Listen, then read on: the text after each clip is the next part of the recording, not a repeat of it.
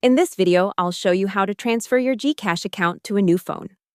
First, it's important to know that GCash only allows your account to be registered on one device at a time through its Account Secure feature.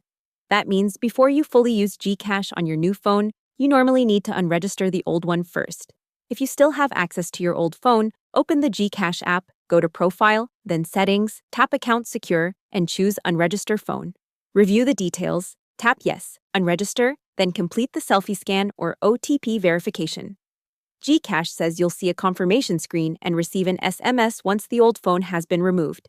After that, install GCash on your new phone and log in using your mobile number. When prompted, tap I want to register this phone, then complete the selfie scan or OTP. Once that's done, your new phone becomes the registered device for your account.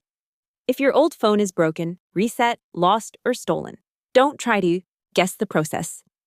GCash has separate support flows in the app's Help Center, including lost SIM/phone and transfer funds and services, and they specifically say to use the GCash app, not a browser, when chatting with Gigi for these requests. That's how to transfer your GCash account to a new phone. Hope the tutorial was helpful, subscribe to my channel, and see you in the next video.